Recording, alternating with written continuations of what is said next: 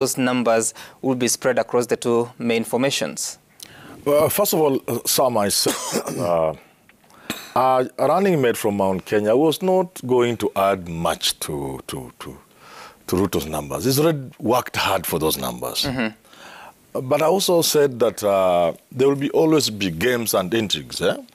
So if you choose Kindiki, you are going to start some reaction from Mount Kenya West. And likewise, because of what people think is unfair treatment to Kindiki, you expect some few hundred thousands of votes, 200, 150.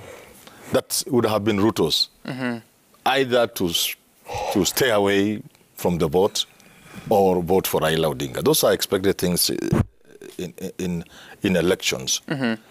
Secondly, depending on the choice, like I've said before, there are going to be certain openings for the opponents now. The opponents are going to get some crack through which they can pass. So if you put Rigathi Gachagua as your running mate, apart from dealing with things like the Mount Kenya East question, the Murang'a question, I want to agree with Javas that the voter, who is really the people down there, don't give a damn about how much you have stolen and how you stole it. It's of no consequence. And the middle class that should care doesn't care anyway, because they don't move into action beyond the keyboard. They don't.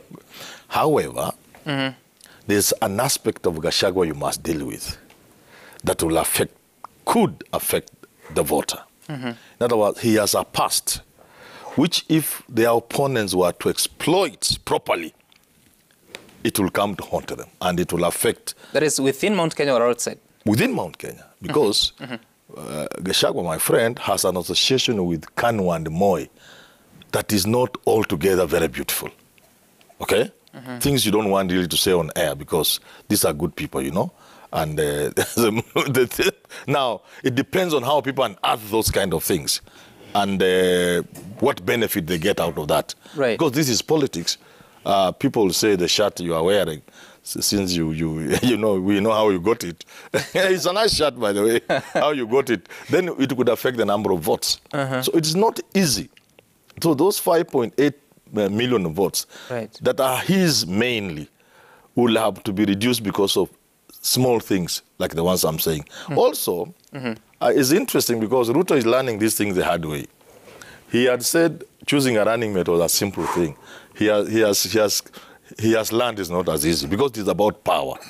Secondly, Ruto is also learning that it is not always possible to make people have their, have a say.